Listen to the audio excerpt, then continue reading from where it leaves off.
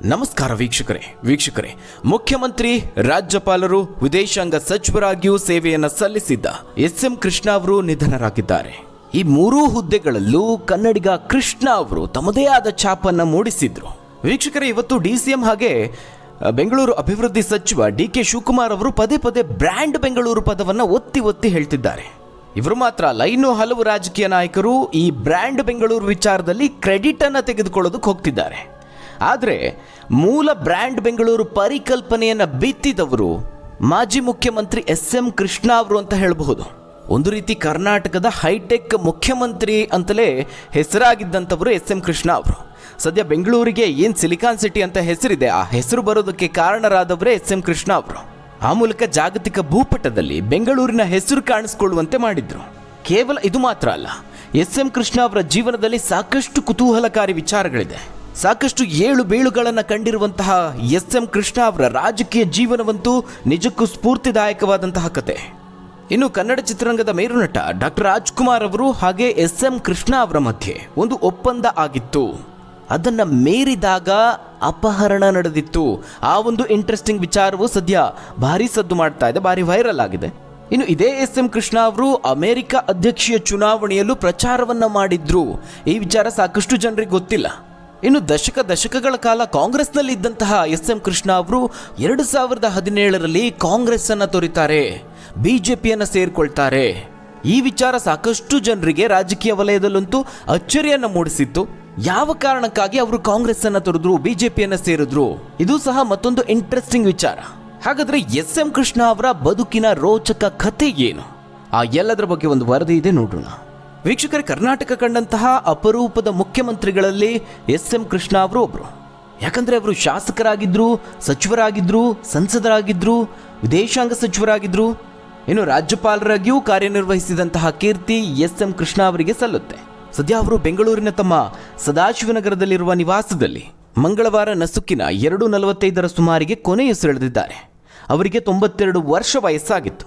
ಈ ಹಿಂದೆನೂ ಸಹ ಅವರು ಸಾಕಷ್ಟು ಬಾರಿ ಆಸ್ಪತ್ರೆಗೆ ದಾಖಲಾಗಿ ಚಿಕಿತ್ಸೆಯನ್ನು ಪಡೆದುಕೊಂಡಿದ್ರು. ವಯೋಸಹಜ ಆರೋಗ್ಯ ಸಮಸ್ಯೆಯಿಂದ ಬಳಲ್ತಾ ಇದ್ರು. ಸೋಮನಹಳ್ಳಿ ಮಲ್ಲಯ್ಯ ಕೃಷ್ಣ ಅಥವಾ ಎಸ್.ಎಂ. ಕೃಷ್ಣ ಅವರು ಜನಿಸಿದ್ದು ಮಂಡ್ಯ ಜಿಲ್ಲೆಯ ಮದ್ದೂರು ತಾಲೂಕಿನ ಸೋಮನಹಳ್ಳಿ ಗ್ರಾಮದಲ್ಲಿ 1932 ಮೇ 1ರಂದು ಅವರು ಜನಿಸಿದ್ದು. ಹುಟ್ಟೂರಿನಲ್ಲೇ ಪ್ರಾಥಮಿಕ ಶಿಕ್ಷಣವನ್ನು ಪೂರೈಸುತ್ತಾರೆ. ಮೈಸೂರಿನ ಶ್ರೀರಾಮಕೃಷ್ಣ ವಿದ್ಯಾಶಾಲೆಯಲ್ಲಿ ಪ್ರೌಢ ಶಿಕ್ಷಣವನ್ನು ಪಡಿತಾರೆ. ನಂತರ ಮೈಸೂರಿನ ಮಹಾರಾಜ ಕಾಲೇಜಿನಲ್ಲಿ ಕಲಾ ವಿಭಾಗದಲ್ಲಿ BA ಪದವಿಯನ್ನು ಮುಗಿಸ್ತಾರೆ. ಇದರ ನಂತರದಲ್ಲಿ ಅವರು ಉನ್ನತ ವ್ಯಾಸಂಗಕ್ಕಾಗಿ ಅಮೆರಿಕಾಗೆ ಹೋಗ್ತಾರೆ. ಟೆಕ್ಸಾಸ್ನ ಡಲ್ಲಾಸ್ನಲ್ಲಿರುವ ಸದರ್ನ್ ಮೆಥೋಡಿಕ್ಸ್ ವಿಶ್ವವಿದ್ಯಾಲಯ ಹಾಗೆ ವಾಷಿಂಗ್ಟನ್ DC ಯಲ್ಲಿನ ಜಾರ್ಜ್ ವಾಷಿಂಗ್ಟನ್ ವಿಶ್ವವಿದ್ಯಾಲಯ, ಇಲ್ಲಿ ಅವರು ಕಾನೂನು ಪದವಿಯನ್ನು ಪಡೆದುಕೊಳ್ತಾರೆ. ಆ ಮೂಲಕ ಫುಲ್ಬ್ರೈಟ್ ವಿದ್ವಾಂಸರಾಗಿ ಹೊರಹೊಮ್ಮುತ್ತಾರೆ. ತಮ್ಮ ವಿದ್ಯಾಭ್ಯಾಸದ ನಂತರದಲ್ಲಿ ಭಾರತಕ್ಕೆ ವಾಪಸ್ ಆಗ್ತಾರೆ. ತಮ್ಮ ಕಾಲೇಜು ದಿನಗಳಿಂದಲೂ ಅವರಿಗೆ ರಾಜಕೀಯದಲ್ಲಿ ಆಸಕ್ತಿ ಇತ್ತು. ಹೀಗಾಗಿ ಅವರು ರಾಜಕೀಯ ಪ್ರವೇಶಿಸುವ ನಿರ್ಧಾರವನ್ನು ಮಾಡ್ತಾರೆ. 1962ರಲ್ಲಿ ಮದ್ದೂರು ವಿಧಾನಸಭಾ ಕ್ಷೇತ್ರದಲ್ಲಿ ಪಕ್ಷೇತರ ಅಭ್ಯರ್ಥಿಯಾಗಿ ಸ್ಪರ್ಧಿಸ್ತಾರೆ. ಮೊದಲ ಚುನಾವಣೆಯಲ್ಲಿಯೇ ಅವರು ಗೆಲುವಿನ ನಗೆಯನ್ನು ಬೀರಿದ್ರು. ಆ ಮೂಲಕ ಶಾಸಕರಾಗಿ ವಿಧಾನಸಭೆಯನ್ನು ಪ್ರವೇಶಿಸ್ತಾರೆ. ನಂತರದಲ್ಲಿ ಅವರು ಪ್ರಜಾ ಸೋಷಿಯಲಿಸ್ಟ್ ಪಕ್ಷವನ್ನು ಸೇರಿದರು. ಆದರೆ ನಂತರದಲ್ಲಿ ನಡೆದಂತಹ 1967ರಲ್ಲಿ ನಡೆದ ವಿಧಾನಸಭಾ ಚುನಾವಣೆಯಲ್ಲಿ ಸೋಲು ಕಾಣಬೇಕಾಗುತ್ತೆ. ಆದರೂ ಸಹ ಎಸ್.ಎಂ. ಕೃಷ್ಣ ಅವರು ಛಲ ಬಿಡದೆ ಮತ್ತೊಂದು ಚುನಾವಣೆಯಲ್ಲಿ ಸ್ಪರ್ಧಿಸ್ತಾರೆ. ಸಂಸತ್ತನ್ನು ಪ್ರವೇಶಿಸುವ ಅವಕಾಶವನ್ನು ಗಿಟ್ಟಿಸಿಕೊಳ್ತಾರೆ. ಅದರ ಮರು ವರ್ಷವೇ 1968ರಲ್ಲಿ ನಡೆದಂತಹ ಮಂಡ್ಯ ಲೋಕಸಭಾ ಕ್ಷೇತ್ರದ ಉಪಚುನಾವಣೆಯಲ್ಲಿ ಕಾಂಗ್ರೆಸ್ ಅಭ್ಯರ್ಥಿಯನ್ನೇ ಸೋಲಿಸ್ತಾರೆ. ಈ ರೀತಿಯಾಗಿ ಅವರು ತಮ್ಮ ರಾಜಕೀಯ ಜೀವನವನ್ನು ಕಟ್ಟಿಕೊಳ್ತಾರೆ. ಅನಂತರದಲ್ಲಿ ಕಾಂಗ್ರೆಸ್ ಅವರನ್ನು ಸೆಳೆದುಕೊಳ್ಳುತ್ತೆ. ಕಾಂಗ್ರೆಸ್ ಸೇರ್ಪಡೆಯ ನಂತರದಲ್ಲಿ 1971 ಹಾಗೆ 1980ರ ಚುನಾವಣೆಗಳಲ್ಲಿ ಲೋಕಸಭೆಗೆ ಆಯ್ಕೆಯಾಗಿದ್ರು.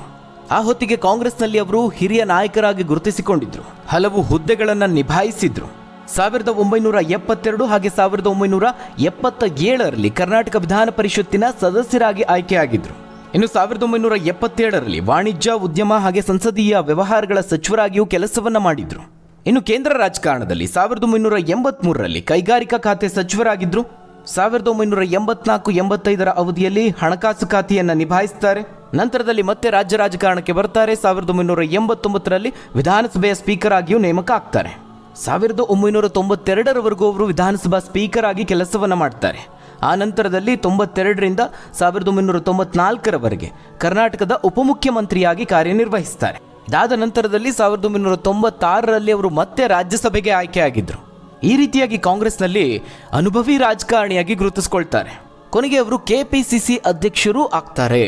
ಕರ್ನಾಟಕ ಕಾಂಗ್ರೆಸ್ ಘಟಕದ ಅಧ್ಯಕ್ಷರಾಗಿ ಅವರನ್ನ ಆಯ್ಕೆ ಮಾಡಲಾಗುತ್ತೆ. ಹೀಗಾಗಿ 1999ರಲ್ಲಿ ವಿಧಾನಸಭಾ ಚುನಾವಣೆಯಲ್ಲಿ ಕಾಂಗ್ರೆಸ್ ಅನ್ನ ಗೆಲುವಿನತ್ತ ಮುನ್ನಡೆಸಿದ್ದು ಇದೇ ಎಸ್.ಎಂ. ಕೃಷ್ಣ ಅವರು ಅಂತ ಹೇಳಬಹುದು. ಇದು ಅವರಿಗೆ ಮುಖ್ಯಮಂತ್ರಿ ಹುದ್ದೆ ಒಲಿಯುವಂತೆ ಮಾಡುತ್ತೆ. ಕರ್ನಾಟಕದ 16ನೇ ಮುಖ್ಯಮಂತ್ರಿಯಾಗಿ ಪ್ರಮಾಣ ವಚನವನ್ನು ಸ್ವೀಕರಿಸ್ತಾರೆ. 1999ರಿಂದ 2004ರವರೆಗೆ ಆಡಳಿತವನ್ನು ನಡೆಸ್ತಾರೆ. ಆ ಒಂದು 21ನೇ ಶತಮಾನದ ಆರಂಭದಲ್ಲಿ ಇವತ್ತಿನ ಬೆಂಗಳೂರಿನ ಅಭಿವೃದ್ಧಿಗೆ ಅಡಿಪಾಯ ಹಾಕಿಕೊಟ್ಟವರು ಎಸ್.ಎಂ. ಕೃಷ್ಣ ಅವರು ಅಂತ ಹೇಳ್ಬೋದು. ಅಂದರೆ ಆಗ ಅವರು ಬೆಂಗಳೂರನ್ನ ಸಿಂಗಾಪುರ ಮಾಡಬೇಕು ಅನ್ನುವಂತಹ ಕನಸನ್ನು ಕಂಡಿದ್ರು. ಆ ನಿಟ್ಟಿನಲ್ಲಿ ಅವರು ಕಾರ್ಯನಿರ್ವಹಿಸಿದ್ರು. ಅವರು ಮುಖ್ಯಮಂತ್ರಿಯಾಗಿದ್ದ ಸಂದರ್ಭದಲ್ಲಿ ಐಟಿ-ಬಿಟಿ ಯೋಜನೆಗಳು, ಮೂಲಸೌಕರ್ಯಕ್ಕೆ ಹೆಚ್ಚಿನ ಒತ್ತನ್ನು ನೀಡ್ತಾರೆ. ಹಲವು ಯೋಜನೆಯನ್ನು ಜಾರಿಗೆ ತರ್ತಾರೆ. ಅಷ್ಟು ಮಾತ್ರ ಅಲ್ಲ, ಅವರು ಕೇಂದ್ರ ಸಚಿವರಾಗಿದ್ದ ಸಂದರ್ಭದಲ್ಲಿಯೂ ಕರ್ನಾಟಕ ಹಾಗೆ ಪ್ರಮುಖವಾಗಿ ಬೆಂಗಳೂರಿಗೆ ವಿವಿಧ ಯೋಜನೆಗಳನ್ನು ಕೊಡುಗೆಯನ್ನು ನೀಡಿದ್ದಾರೆ. ಈ ರೀತಿಯಾಗಿ ಕರ್ನಾಟಕದ ಮುಖ್ಯಮಂತ್ರಿಯೂ ಆಗ್ತಾರೆ. ಇದಾದ ನಂತರದಲ್ಲಿ ಅವರು ಮತ್ತೆ ಕೇಂದ್ರ ರಾಜಕಾರಣದತ್ತ ವಾಲಿಕೊಳ್ತಾರೆ. ಕಾಂಗ್ರೆಸ್ ನೇತೃತ್ವದಲ್ಲಿ UPA ಮೈತ್ರಿಕೂಟ ರಚನೆಯಾದಂತಹ ಸಂದರ್ಭ ಅದು. UPA ಸರ್ಕಾರದ ಮೊದಲ ಅವಧಿಯಲ್ಲಿ ಎಸ್.ಎಂ. ಕೃಷ್ಣ ಅವರು ಮಹಾರಾಷ್ಟ್ರದ ರಾಜ್ಯಪಾಲರಾಗ್ತಾರೆ. ನಂತರದಲ್ಲಿ UPA ಸರ್ಕಾರದ 2ನೇ ಅವಧಿಯಲ್ಲಿ 2008ರಿಂದ 2014ರವರೆಗೆ ರಾಜ್ಯಸಭಾ ಸದಸ್ಯತ್ವವನ್ನು ಪಡೆದುಕೊಳ್ತಾರೆ. 2009ರಿಂದ 2012ರವರೆಗೆ ವಿದೇಶಾಂಗ ಸಚಿವರಾಗಿ ಕೆಲಸವನ್ನು ಮಾಡ್ತಾರೆ. ಈ ರೀತಿಯಾಗಿ ತಮ್ಮ ರಾಜಕೀಯ ಜೀವನದಲ್ಲಿ ರಾಜ್ಯ ರಾಜಕಾರಣ, ಕೇಂದ್ರ ರಾಜಕಾರಣ ಎರಡರಲ್ಲೂ ತಮ್ಮದೇ ಆದ ಛಾಪನ್ನು ಮೂಡಿಸಿದ್ದಾರೆ. ಇಲ್ಲಿ ನೀವು ಗಮನಿಸಬೇಕಾದ ವಿಷಯ ಏನಂದ್ರೆ, ಈ ರೀತಿಯಾಗಿ ಎಸ್.ಎಂ. ಕೃಷ್ಣ ಅವರು ವಿಧಾನಸಭೆಯಲ್ಲಿ, ವಿಧಾನ ಪರಿಷತ್ನಲ್ಲಿ, ಹಾಗೆ ಲೋಕಸಭೆಯಲ್ಲಿ, ರಾಜ್ಯಸಭೆಯಲ್ಲಿ ಈ ರೀತಿಯಾಗಿ ಎಲ್ಲ ಮನೆಗಳಲ್ಲೂ ಕೆಲಸವನ್ನು ಮಾಡಿದ್ದಾರೆ, ಸದಸ್ಯತ್ವವನ್ನು ಹೊಂದಿದ್ರು. ಆದರೆ ಪಕ್ಷೇತರ ಅಭ್ಯರ್ಥಿಯಾಗಿ ಮೊದಲು ರಾಜಕೀಯ ಜೀವನವನ್ನು ಪ್ರವೇಶಿಸಿ ಸಮಾಜವಾದಿ ಪಕ್ಷದಿಂದ ಸ್ಪರ್ಧಿಸಿದ್ರು ಸಹ ಕಾಂಗ್ರೆಸ್ ಸೇರ್ಪಡೆಯಾದ ನಂತರದಲ್ಲಿ ಸುದೀರ್ಘವಾಗಿ ಅವರು 43 ವರ್ಷಗಳ ಕಾಲ, ಅಂದರೆ ಸರಿಸುಮಾರು 5 ದಶಕಗಳು ಅಂತ ಹೇಳಬಹುದು, ಕಾಂಗ್ರೆಸ್ ಕಟ್ಟಾಳುವಾಗಿದ್ರು. ಆದರೆ 2017ರಲ್ಲಿ ಕಾಂಗ್ರೆಸ್ ಅನ್ನು ತೊರೆಯುವಂತಹ ಒಂದು ಅಚ್ಚರಿಯ ನಿರ್ಧಾರವನ್ನು ಮಾಡ್ತಾರೆ. ಬಿಜೆಪಿಯನ್ನು ಸೇರಿಕೊಂಡು ಅಚ್ಚರಿ ಮೂಡಿಸ್ತಾರೆ. ರಾಹುಲ್ ಗಾಂಧಿ ಅವರ ಕಾರಣಕ್ಕೆ ಎಸ್.ಎಂ. ಕೃಷ್ಣ ಅವರು ಕಾಂಗ್ರೆಸ್ ಅನ್ನು ತೊರೆಯುವಂತಹ ಪರಿಸ್ಥಿತಿ ಬರುತ್ತೆ. ಇದನ್ನು ಸ್ವತಃ ಎಸ್.ಎಂ. ಕೃಷ್ಣ ಅವರೇ ಹೇಳ್ಕೊಂಡಿದ್ದಾರೆ. ಕಾಂಗ್ರೆಸ್ ಪಕ್ಷಕ್ಕೆ ಹಗಲು ರಾತ್ರಿ ಎನ್ನದೇ ಎಸ್.ಎಂ. ಕೃಷ್ಣ ಅವರು ದುಡಿದಿದ್ರು. ಅವರು ಹಿರಿಯ ಮುತ್ಸದ್ದಿ ರಾಜಕಾರಣಿಯಾಗಿ ಗುರುತಿಸಿಕೊಂಡಿದ್ದ ಸಂದರ್ಭದಲ್ಲಿ ಕಾಂಗ್ರೆಸ್ನಲ್ಲಿ ಹೊಸ ನಾಯಕತ್ವಕ್ಕೆ ಪ್ರಯತ್ನ ನಡೆದಿತ್ತು. ಆಗ ರಾಹುಲ್ ಗಾಂಧಿ ಕಾಂಗ್ರೆಸ್ ಪಕ್ಷದ ಅಧ್ಯಕ್ಷರಾಗಿ ನೇಮಕಗೊಳ್ತಾರೆ. ವಯಸ್ಸಿನಲ್ಲಿ ತನಗಿಂತ ಚಿಕ್ಕವರಾಗಿದ್ದ ರಾಹುಲ್ ಗಾಂಧಿ ಅವರ ಚೌಕಟ್ಟಿನಲ್ಲಿ ಕೆಲಸ ಮಾಡೋದಕ್ಕೆ ನನಗೆ ಆಗಲಿಲ್ಲ, ಹೀಗಾಗಿ ನಾನು ಕಾಂಗ್ರೆಸ್ ಪಕ್ಷವನ್ನು ತೋರದೆ ಅಂತ ಸ್ವತಃ ಎಸ್.ಎಂ. ಕೃಷ್ಣ ಅವರೇ ಬದುಕಿದ್ದಾಗ ಹೇಳ್ಕೊಂಡಿದ್ದಾರೆ. ಸೋನಿಯಾ ಗಾಂಧಿ ಅವರು ಇರೋವರೆಗೂ ಎಸ್.ಎಂ. ಕೃಷ್ಣ ಅವರಿಗೆ ಒಂದು ದಿನವೂ ತೊಂದರೆಯಾಗದಂತೆ ನೋಡಿಕೊಂಡಿದ್ರು. ಬರೋಬ್ಬರಿ 43 ವರ್ಷ ಕಾಂಗ್ರೆಸ್ಗಾಗಿ ತಮ್ಮ ಜೀವನವನ್ನೇ ಮುಡಿಪಾಗಿಟ್ಟಿದ್ರು. ಆದರೆ ಕಾಂಗ್ರೆಸ್ನಲ್ಲಿ ನನ್ನ ವಯಸ್ಸಿಗೆ ತಕ್ಕ ಹಾಗೆ ಮರ್ಯಾದೆ ಸಿಗ್ತಾ ಇರಲಿಲ್ಲ.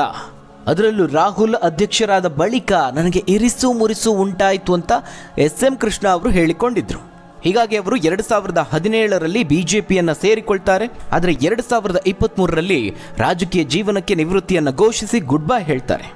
ಇದಿಷ್ಟು ಅವರ ಭಾರತದಲ್ಲಿನ ರಾಜಕೀಯ ಜೀವನದ ವಿಚಾರ. ಆದರೆ ಇನ್ನು ಎಸ್.ಎಂ. ಕೃಷ್ಣ ಅವರು ಅಮೆರಿಕ ರಾಜಕೀಯದಲ್ಲೂ ತೊಡಗಿಸಿಕೊಂಡಿದ್ರು. ಈ ವಿಚಾರ ನಿಮಗೆ ಅಚ್ಚರಿ ಮೂಡಿಸಬಹುದು. 1960ರಲ್ಲಿ ನಡೆದ ಅಮೆರಿಕ ಅಧ್ಯಕ್ಷೀಯ ಚುನಾವಣೆಯಲ್ಲಿ ಜಾನ್ ಎಫ್ ಕೆನಡಿ ಅವರ ಪರ ಚುನಾವಣೆ ಕಾರ್ಯದಲ್ಲಿ ಕೃಷ್ಣ ಅವರು ತೊಡಗಿಸಿಕೊಂಡಿದ್ರು. ಅದು ಎಸ್.ಎಂ. ಕೃಷ್ಣ ಅವರು ಅಮೆರಿಕದಲ್ಲಿ ನೆಲೆಸಿದ್ದಂತಹ ಸಂದರ್ಭ. ಆ ದೇಶದ ಅಧ್ಯಕ್ಷರ ಚುನಾವಣೆಯಲ್ಲಿ ಪಾಲ್ಗೊಳ್ಳಬೇಕು ಎಂಬ ಮಹದಾಸೆ ಅವರಲ್ಲಿತ್ತು. ಆ ಒಂದು ಚುನಾವಣಾ ಪ್ರಕ್ರಿಯೆಯಲ್ಲಿ ಅವರು ಸಕ್ರಿಯವಾಗಿ ಪಾಲ್ಗೊಳ್ತಾರೆ. ಇನ್ನು ಆ ಒಂದು ಚುನಾವಣೆಯಲ್ಲಿ ಡೆಮೊಕ್ರೆಟಿಕ್ ಪಕ್ಷದ ಅಭ್ಯರ್ಥಿಯಾಗಿದ್ದ ಕೆನಡಿ ಅವರು ಅಧ್ಯಕ್ಷರಾಗಿ ಆಯ್ಕೆ ಆಗ್ತಾರೆ. ಇನ್ನು ಕೆನಡಿ ಅವರು ಕೃಷ್ಣ ಅವರಿಗೆ ಪತ್ರವನ್ನು ಬರೆದು ಚುನಾವಣಾ ಕಾರ್ಯದಲ್ಲಿ ತೊಡಗಿಸಿಕೊಂಡದಕ್ಕೆ ಕೃತಜ್ಞತೆಯನ್ನು ತಿಳಿಸಿದರು.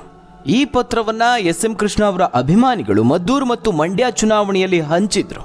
ಒಂದರ್ಥದಲ್ಲಿ ಕೃಷ್ಣ ಅವರು ತಮ್ಮ ರಾಜಕೀಯ ಜೀವನವನ್ನು ಆರಂಭಿಸಿದ್ದು ಅಮೆರಿಕಾದಲ್ಲಿ ಅಂತ ಹೇಳಬಹುದು. ಇನ್ನು ಎಸ್.ಎಂ. ಕೃಷ್ಣ ಅವರು ಕರ್ನಾಟಕದ ಮುಖ್ಯಮಂತ್ರಿಯಾಗಿದ್ದಂತಹ ಅವಧಿ ಏನಿದೆ ಅದು ಎಲ್ರಿಗೂ ನೆನಪಿರುವಂಥದ್ದು. ಯಾಕಂದರೆ ಅದಕ್ಕೆ ಕಾರಣ ಅವರು ಎದುರಿಸಿದಂತಹ ಒಂದು ಬಹುದೊಡ್ಡ ಚಾಲೆಂಜ್. ವರನಟ ಡಾಕ್ಟರ್ ರಾಜ್ಕುಮಾರ್ ಅವರು ಅಪಹರಣ ಆಗಿದ್ದು ಇದೇ ಕೃಷ್ಣ ಅವರು ಮುಖ್ಯಮಂತ್ರಿ ಆಗಿದ್ದಂತಹ ಅವಧಿಯಲ್ಲಿ. ಸಿಎಂ ಆಗಿ ಅಧಿಕಾರ ಸ್ವೀಕರಿಸಿದ ಮರು ವರ್ಷವೇ ವೀರಪ್ಪನ್ ಕಡೆಯಿಂದ ಅಣ್ಣ ಅವರ ಕಿಡ್ನಾಪ್ ಆಗುತ್ತೆ.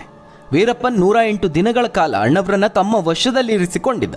ಆ ಒಂದು ದಿನಗಳ ಬಗ್ಗೆ ಈಗಲೂ ಸಹ ಆಗಾಗ ಚರ್ಚೆ ಆಗ್ತಾ ಇರುತ್ತೆ. ರಾಜ್ಕುಮಾರ್ ಅವ್ರಿಗೂ ಕರ್ನಾಟಕ ಸರ್ಕಾರಕ್ಕೂ ಒಂದು ಒಪ್ಪಂದ ಆಗಿತ್ತು. ಆದರೆ ಇದನ್ನ ಅಣ್ಣವರು ಮೀರಿದಾಗ ಎಡವಟ್ಟು ಸಂಭವಿಸಿತ್ತು. ಈ ವಿಚಾರವನ್ನ ಈ ಮೊದಲು ಸ್ವತಃ ಎಸ್.ಎಂ. ಕೃಷ್ಣ ಅವರು ರಾಜ್ಕುಮಾರ್ ಅಪಹರಣದ ಬಗ್ಗೆ ಮಾತನಾಡುವಂತಹ ಸಂದರ್ಭದಲ್ಲಿ ಬಿಚ್ಚಿಟ್ಟಿದ್ರು. ರಾಜ್ಕುಮಾರ್ ಅವರಿಗೆ ಕೊಟ್ಟಂತಹ ಎಚ್ಚರಿಕೆ ಬಗ್ಗೆಯೂ ಅವರು ಹೇಳ್ಕೊಂಡಿದ್ರು. ರಾಜ್ಕುಮಾರ್ ಅವರಿಗೆ ವೀರಪ್ಪನ್ ಕಡೆಯಿಂದ ತೊಂದರೆ ಇದೆ ಅನ್ನೋ ಸೂಚನೆ ರಾಜ್ಯ ಸರ್ಕಾರಕ್ಕೆ ಮೊದಲೇ ಇತ್ತು. ಈ ಕಾರಣದಿಂದಲೇ ರಾಜ್ಕುಮಾರ್ ಅವರ ಜೊತೆಗೆ ರಾಜ್ಯ ಸರ್ಕಾರ ಒಪ್ಪಂದವನ್ನ ಮಾಡಿಕೊಂಡಿತ್ತು. ಗಾಜನೂರಿನ ಭಾಗಕ್ಕೆ ತೆರಳೋದಾದ್ರೆ ರಾಜ್ಯ ಸರ್ಕಾರಕ್ಕೆ ಮೊದಲೇ ತಿಳಿಸಬೇಕು ಅಂತ ಹೇಳಿತ್ತು. ಇದಕ್ಕೆ ಅವರು ಸಹ ಒಪ್ಪಿಕೊಂಡಿದ್ರು. ಪ್ರತಿ ಬಾರಿ ಗಾಜನೂರಿಗೆ ಹೋಗುವಾಗ ರಾಜ್ಕುಮಾರ್ ಅವರು ಸರ್ಕಾರಕ್ಕೆ ಹೇಳ್ತಾ ಇದ್ರು. ಆಗ ಅಣ್ಣವರಿಗೆ ಸೂಕ್ತ ಪೊಲೀಸ್ ಭದ್ರತೆಯನ್ನ ಸರ್ಕಾರ ಒದಗಿಸ್ತಾ ಇತ್ತು. ಆದರೆ ಅವತ್ತಿನ ದಿನ ಮಾತ್ರ ಅವರು ರಾಜ್ಯ ಸರ್ಕಾರಕ್ಕೆ ಯಾವುದೇ ಮಾಹಿತಿಯನ್ನ ನೀಡಿರಲಿಲ್ಲ. ನೇರವಾಗಿ ಗಾಜನೂರಿಗೆ ಹೋಗಿದ್ರು. ಈ ವೇಳೆ ವೀರಪ್ಪನ್ ಕಡೆಯವರು ಬಂದು ರಾಜ್ಕುಮಾರ್ ಅವರನ್ನ ಕರೆದುಕೊಂಡು ಹೋಗ್ತಾರೆ. ಇದು ಸರ್ಕಾರಕ್ಕೆ ಹಾಗೆ ಅಣ್ಣವರ ಕುಟುಂಬಕ್ಕೆ ಒಂದು ದೊಡ್ಡ ಆಘಾತವನ್ನ ನೀಡಿತ್ತು. ಆ ಸಂದರ್ಭದಲ್ಲಿ ರಾಜ್ಯದಲ್ಲಿ ಥಿಯೇಟರ್ಗಳು ಮುಚ್ಚಿದ್ದವು. 108 ದಿನಗಳ ಬಳಿಕ ಅವರನ್ನ ಮರಳಿ ಕರೆತರಲಾಯಿತು. ಈ ವೇಳೆ ಎಸ್.ಎಂ. ಕೃಷ್ಣ ಅವರು ಸಾಕಷ್ಟು ಶ್ರಮ ವಹಿಸಿದ್ರು. ಹೀಗೆ ರಾಜ್ಕುಮಾರ್ ಅವರ ಅಪಹರಣ ಆಗಿರಬಹುದು, ಆ ಸಂದರ್ಭದಲ್ಲಿ ಅಭಿಮಾನಿಗಳ ಆತ್ಮಹತ್ಯೆಗಳು, ಆ 108 ದಿನಗಳ ಕಾಲ ಹಿಂಸಾತ್ಮಕ ಪ್ರತಿಭಟನೆಗಳು, ಇನ್ನು ಕಾವೇರಿ ಗಲಾಟೆ ನಡುವೆ ಭುಗಿಲೇಳ್ತಾ ಇತ್ತು. ಒಟ್ಟಾರೆ ಅವರ ರಾಜಕೀಯ ಜೀವನವನ್ನು ಗಮನಿಸಿದಾಗ ಸಾಕಷ್ಟು ಏಳು ಬೀಳುಗಳನ್ನು ಕಂಡಿದ್ದಾರೆ, ಸಾಕಷ್ಟು ಸವಾಲುಗಳನ್ನು ಎದುರಿಸಿದ್ದಾರೆ. ಇನ್ನು ಅವರ ವೈಯಕ್ತಿಕ ಜೀವನದ ವಿಚಾರಕ್ಕೆ ಬಂದರೆ ಎಸ್.ಎಂ. ಕೃಷ್ಣ ಅವರ ಪತ್ನಿ ಪ್ರೇಮ, ಈ ದಂಪತಿಗಳಿಗೆ 2 ಹೆಣ್ಣು ಮಕ್ಕಳಿದ್ದಾರೆ. ಮಗಳು ಮಾಳವಿಕಾ ಕೃಷ್ಣ ಅವರು ಉದ್ಯಮಿ ಹಾಗೆ ಕೆಫೆ ಕಾಫಿ ಡೇ ಸಂಸ್ಥಾಪಕ ದಿವಂಗತ ಸಿದ್ಧಾರ್ಥ್ ಅವರನ್ನ ಮದುವೆ ಆಗಿದ್ರು. ಇನ್ನು 2ನೇ ಪುತ್ರಿ ಶಾಂಭವಿ ಕೃಷ್ಣ ಅವರು ತಮ್ಮ 2ನೇ ಪುತ್ರಿಯನ್ನ ರಾಜಕೀಯಕ್ಕೆ ತರುವಂತಹ ಸಾಕಷ್ಟು ಪ್ರಯತ್ನವನ್ನ ಮಾಡಿದ್ರು. ಅದರಲ್ಲಿ ಎಸ್.ಎಂ. ಕೃಷ್ಣ ಅವರು ವಿಫಲರಾಗ್ತಾರೆ. ಇದಿಷ್ಟು ಅವರ ವೈಯಕ್ತಿಕ ಜೀವನದ ಕುರಿತಾಗಿ. ಆದರೆ ಇನ್ನು ಕೃಷ್ಣ ಅವರಿಗೆ ಭಾರತದ 2ನೇ ಅತ್ಯುನ್ನತ ನಾಗರಿಕ ಪ್ರಶಸ್ತಿಯಾದ ಪದ್ಮವಿಭೂಷಣವನ್ನ ನೀಡಲಾಗಿದೆ. ಇನ್ನು ಅವರು ರಾಜಕೀಯವಾಗಿ ಸಾಕಷ್ಟು ಜನರನ್ನ ಬೆಳೆಸಿದ್ದಾರೆ. ಅದರಲ್ಲಿ ಸಾಕಷ್ಟು ನಾಯಕರಿದ್ದಾರೆ. ಕನ್ನಡದ ಖ್ಯಾತ ನಟಿ ರಮ್ಯಾ ಅವರು ರಾಜಕೀಯ ಜೀವನಕ್ಕೆ ಕಾಲಿಟ್ಟಿದೆ ಎಸ್.ಎಂ. ಕೃಷ್ಣ ಅವರಿಂದಾಗಿ. ರಮ್ಯಾ ಅವರು ಎಸ್.ಎಂ. ಕೃಷ್ಣ ಅವರನ್ನ ತಮ್ಮ ರಾಜಕೀಯ ಗುರುಗಳು ಅಂತ ಕರೀತಾರೆ, ತಂದೆ ರೀತಿಯಲ್ಲಿ ಗೌರವಿಸ್ತಾರೆ. ಇದಿಷ್ಟು ಅವರ ರಾಜಕೀಯ ಜೀವನದ ಒಂದು ಸ್ಫೂರ್ತಿದಾಯಕ ಕತೆ. ಹಾಗಾದ್ರೆ ವೀಕ್ಷಕರೇ, ಎಸ್.ಎಂ. ಕೃಷ್ಣ ಅವರ ಬಗ್ಗೆ ನೀವೇನಂತೀರಾ? ನಿಮ್ಮ ಅನಿಸಿಕೆ ಅಭಿಪ್ರಾಯವನ್ನ ಕಮೆಂಟ್ ಮೂಲಕವಾಗಿ ತಿಳಿಸಿ.